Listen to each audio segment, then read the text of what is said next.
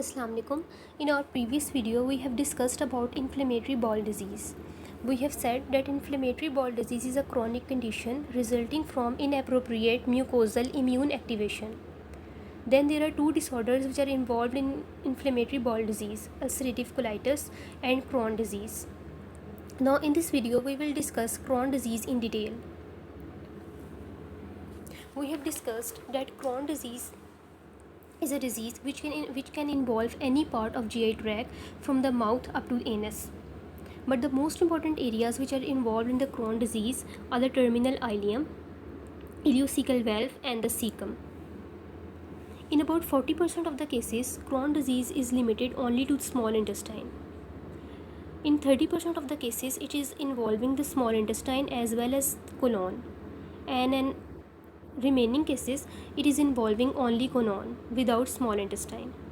Then we have discussed that an important feature of Crohn's disease are the skip lesions. That some areas of GIT are involved, whereas some areas are skipped, known as skip lesions. Strictures are very common in Crohn's disease. These strictures, here we can see a stricture.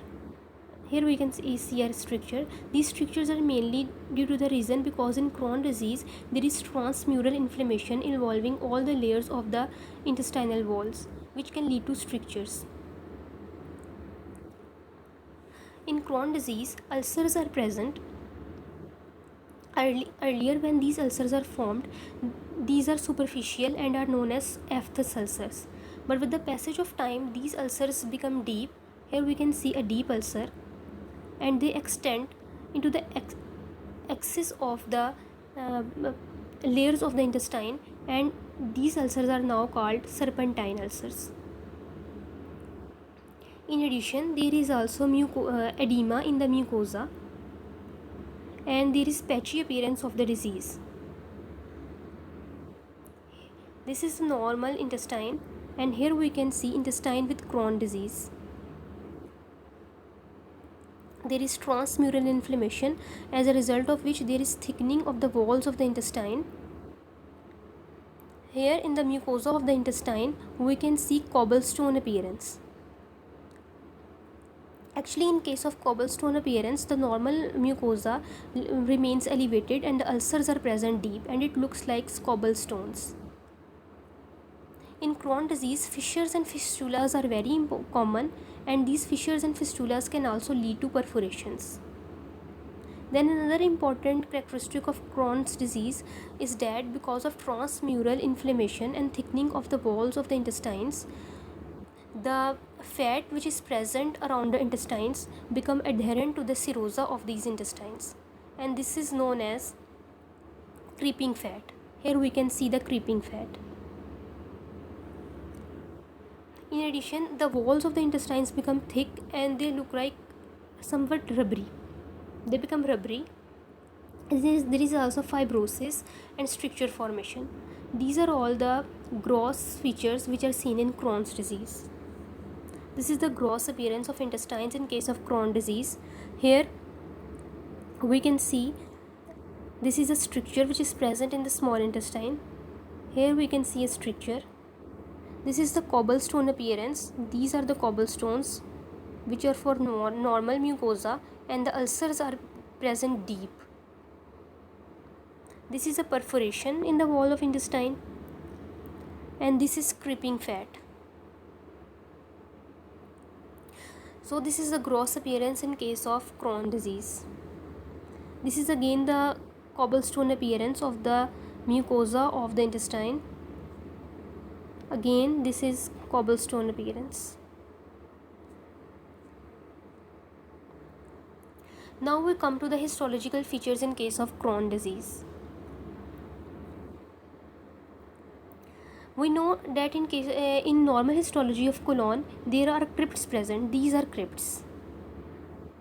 These are the crypts. These crypts are present deep from the surface epithelium. Normally, these crypts are present in such a way that they look like test tubes in a test tube rack. But in case of Crohn's disease, there is intense inflammation, and these crypts lost their normal architecture. Here we can see that these crypts have lost their normal architecture. They are not looking like, they're no more looking like test tubes in a test tube rack. They have lost their normal architecture. In addition, there is intense activity. Whenever the word activity is used in gastrointestinal tract, it means infiltration of neutrophils. So here in lamina propria, a large number of neutrophils are present. This is known as activity or active colitis. A large number of neutrophils are present. Then there are granuloma formation. Non-caseating granulomas are formed in case of Crohn's disease. This is a non-caseating granuloma. Here we can also see these are the granulomas. In addition to the word activity, there are two other features of Crohn's disease. These are cryptitis and crypt abscess. Whenever the neutrophils are present in the lamina propria, this is known as activity. When these neutrophils are present in the epithelium of the crypt, then this is known as cryptitis. And when these neutrophils are present in the lumen of the crypt, here we can see this is a crypt, this is the cross section of a crypt, and in the lumen of the crypt a number of neutrophils are present. This is known as crypt abscess. So in the histology of Crohn's disease, we have discussed that first of all there is a loss of the normal architecture of the crypts. Then there are non-caseating granulomas, there is intense neutrophilic infiltrate, there is cryptitis, and there is crypt abscess. These are the histological features which are seen in Crohn's disease. Here again we can see that the crypts have lost their normal architecture, and there is also a deep ulcer. There is also ulcer. We can see ulcer. This is ulcer. Then there is neutrophilic infiltrate in the lamina propria. This is a granuloma, non-caseating granuloma. Here this is the mucosa, this is the submucosa. In the submucosa, a non-caseating granuloma is present. Similarly, here is another non-caseating granuloma in the serosa. So this is the histological appearance. This is again the same. Neutrophilic infiltrate in the lamina propria, crypts have lost their normal architecture, and then there are non-caseating granulomas. Now, what are the signs and symptoms of Crohn's disease? Signs and symptoms of Crohn's disease include stomatitis, then there is uveitis, there are mouth ulcers, several skin ulcers are present, then there is vomiting, there is pericholangitis, that is inflammation of bile ducts, then there is fever, weight loss, decreased appetite. There are certain intestinal symptoms including diarrhea, abdominal pain, cramps. There is mostly abdominal pain on the right side of the abdomen, and it looks like appendicitis. So appendicitis must be ruled out in case of Crohn's disease. Then there is joint pain and joint swelling and rectal bleeding. Sometimes these symptoms are present and sometimes these are gone and then they appear again.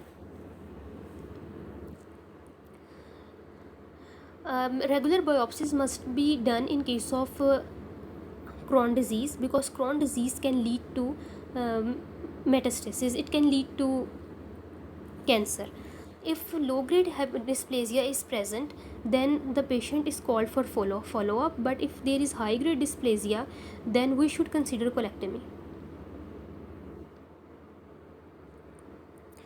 Then what is the treatment of Crohn's disease?